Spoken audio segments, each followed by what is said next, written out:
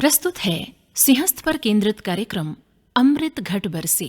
आज सुनिए अमृत घट बरसे की 9वीं कड़ी।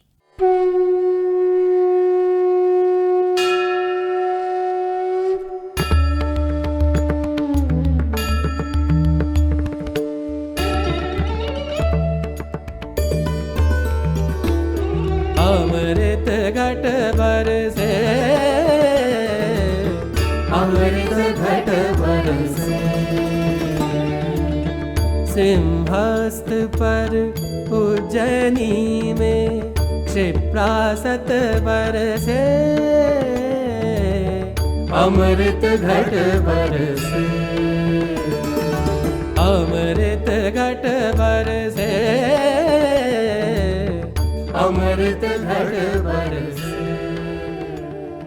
नमस्कार। सिंहस्थ पर केंद्रित इस कार्यक्रम की पिछली कड़ी में हमने पौराणिक उज्जैनी की चर्चा की। आज हम इतिहासविदों, पुरातत्ववेत्ताओं और संस्कृत साहित्य के माध्यम से एक बार फिर इस पुरातन नगरी के अतीत में जाने का प्रयास करेंगे।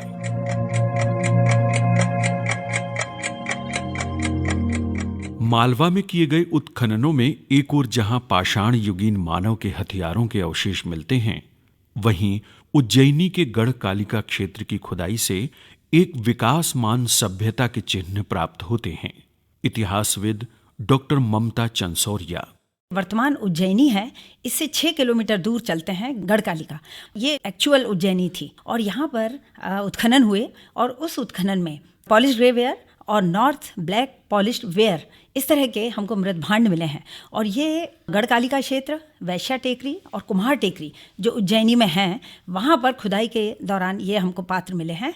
और ये इसके पक्के आर्कियोलॉजिकल एविडेंसेस हैं जो हमको ये बताते हैं कि वर्तमान उज्जैनी कम से कम 2000 BC से आज तक स्थापित है। अधिकतर इतिहासकारों का मानना है कि उज्जैनी का इतिहास 6ठी शताब्दी ईसा पूर्व से स्पष्ट होता है, जब उत्तर भारत में 16 महाजनपदों की स्थापना हुई थी। जो 16 महाजनपदों की स्थापना हुई उनमें काशी, कौशल, वत्स, वज्जी, मल्ल, चेदी और उसमें अवंती का नाम भी आता है।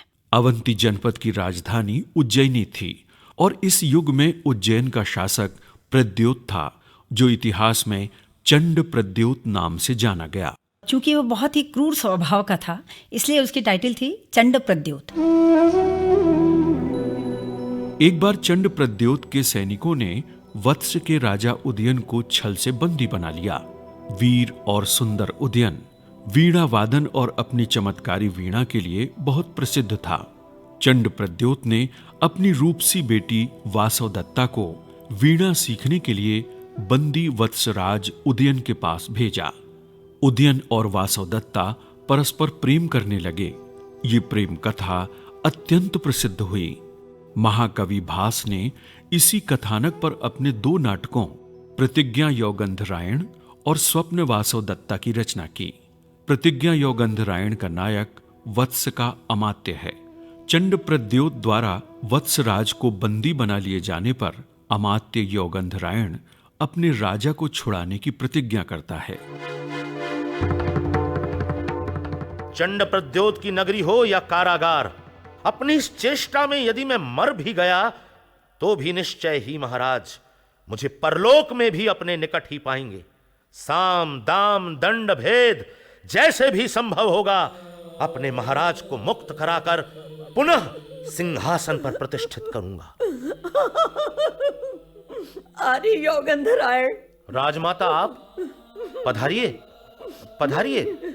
आपने क्यों कष्ट किया? मैं स्वयं इस समय मैं एक याचना लेकर आई हूँ और इस समय तुम्हारे सम्मुख एक राजमाता नहीं, मात्र एक दुखियारी माता खड़ी है। माते, यही एक याचना लेकर कि उसके पुत्र को ले आओ, उसके पुत्र को ले आओ यौगंधरायण। माते, आपका ये पुत्र प्राण देकर भी वत्सराज को शत्रुओं से मुक्त कराएगा। हाथ में पवित्र जल लेकर करता है यही प्रतिज्ञा यौगंधरायण।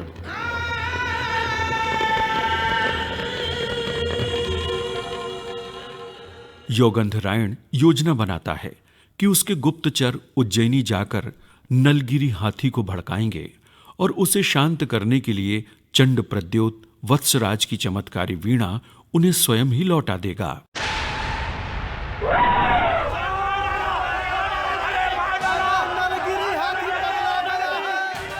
कैसा है ये कोलाहल? क्या एक पागल हाथी को वश में नहीं कर सकते हमारे सैनिक? उसे मार क्यों नहीं डालते? क्या कह रहे हैं महाराज? गज की हत्या? शांतम पापम। तो क्या करें महारानी? जो वश में है वो क्यों नहीं करते महाराज? वो भी वत्सराज उदयन के होते हुए। वत्सराज उदयन?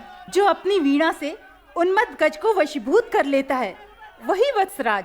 हाँ सुना है, वो ऐसा कर सकता है, परंतु उससे आग्रह कौन करेगा? आप। मैं क्यों शत्रु से आग्रह करने लगा? अपना दम त्यागिए महाराज। लीजिए और केवल ये वीणा उसके हाथों पर रख दीजिए। कितनी बार और झुकना पड़ेगा उस शत्रु के आगे? लाइए। प्रतिज्ञा योगंधर रायण ने जो पटकथा लिखी थी, सब कुछ उसी अनुरूप होता चला गया।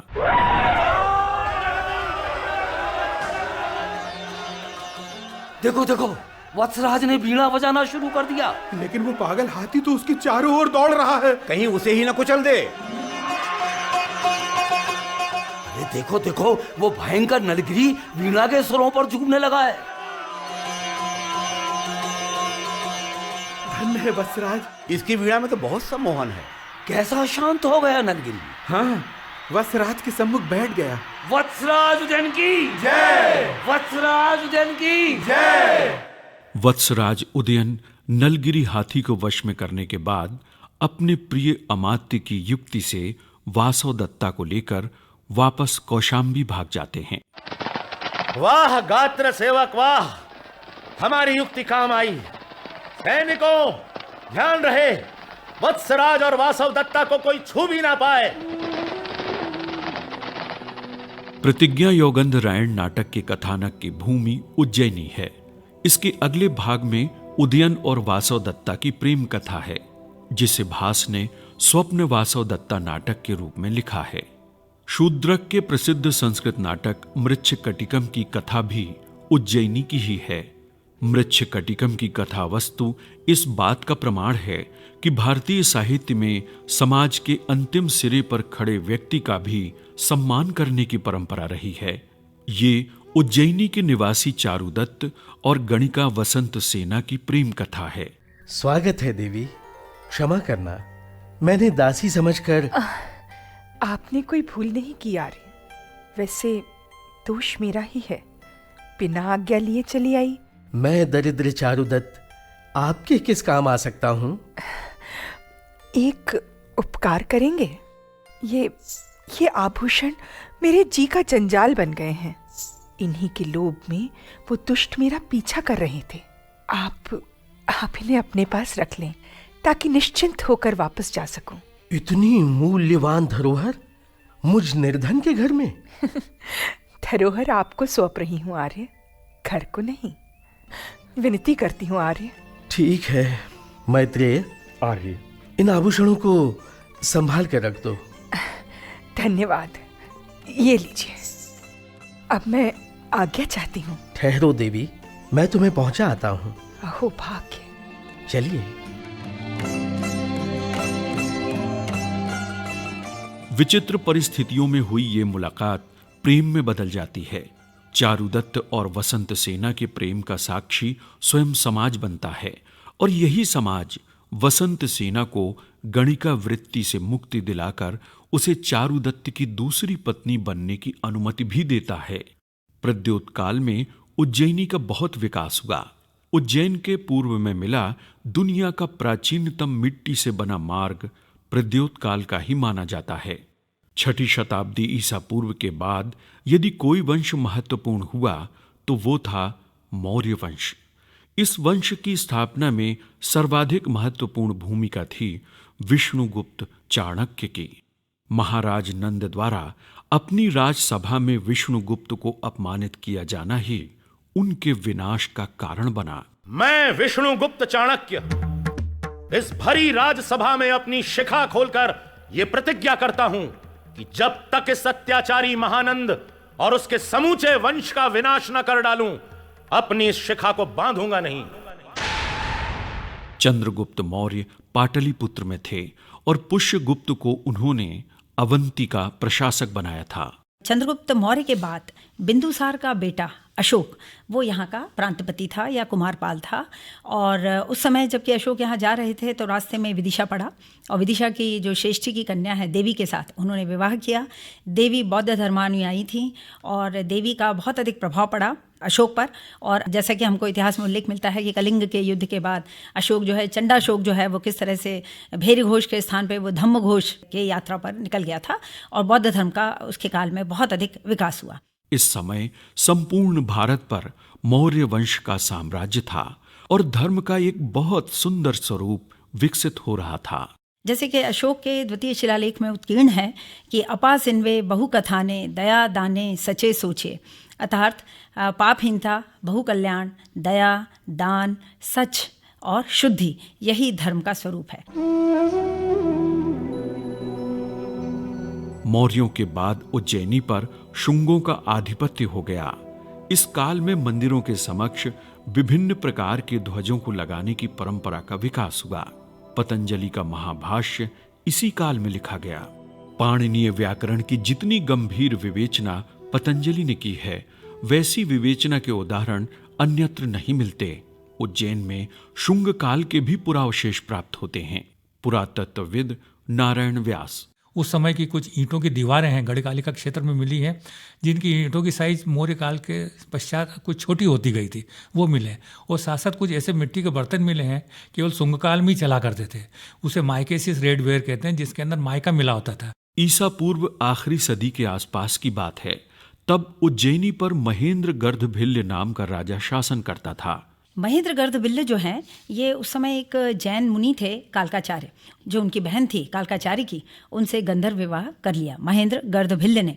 कालकाचार्य नाराज हो गए और तब उन्होंने शकों को आमंत्रित किया था उज्जैनी पर आक्रमण करने के लिए। यही वो समय था जब उज्जैनी पर विदेशी आक्रमण हुआ। उज्जैनी अब शकों के नियंत्रण में थी, किंतु कई वंशों की साक्षी रही इस नगरी का धार्मिक महत्व वैसा ही बना रहा। विभिन्न कालों की साक्षी ये प्रतिकल्पा विदेशी आक्रमणकारियों से कैसे मुक्त हुई, इसकी चर्चा हम करेंगे अगली कड़ी में। तो सुनना ना भूलें, अमृत घट बरसे। अमृत घट बरसे, अमृत घट बरसे, सिंहस्थ पर उज्जैनी में क्षिप्रासत बरसे, अमृत घट बरसे, अमृत घट बरसे, अमृत घट बरसे। अमृत घट बरसे। अभी आप इस कार्यक्रम की 9वीं कड़ी सुन रहे थे। वाचक डॉक्टर अरविंद सोनी, लेखक डॉक्टर रामकुमार अहिरवार, प्रस्तुतकर्ता राकेश ढोंडियाल और परिकल्पना थी अनवार अहमद खान